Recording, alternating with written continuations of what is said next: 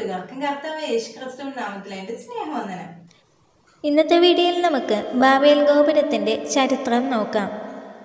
നോഹയുടെ കാലത്തെ ജലപ്രളയത്തിനു ശേഷം രൂപം കൊണ്ട സമൂഹം ഷിനാർ എന്ന സ്ഥലത്ത് എത്തുകയും അവിടെ ഒരു സമതലത്തിൽ താമസിക്കുവാനും തുടങ്ങി.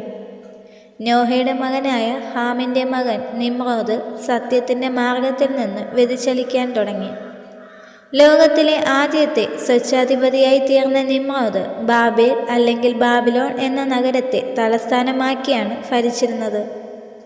മികച്ച വില്ലാളി വീരനായിരുന്ന നിമ്രോദിൻ്റെ കഴിവിൽ ധാരാളം ആളുകൾ ആകർഷിക്കപ്പെട്ടു.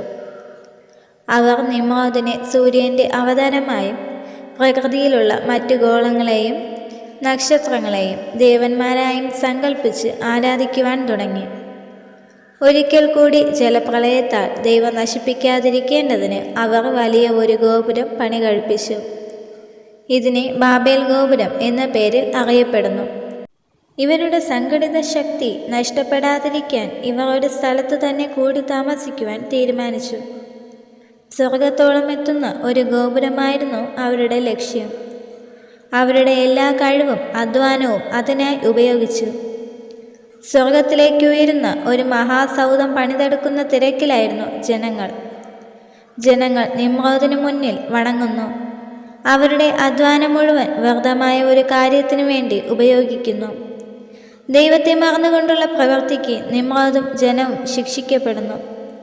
വ്യതിചലനത്തിനുള്ള ശിക്ഷയെ ഓർമ്മിപ്പിക്കുന്നു ഈ ഗോപുരം.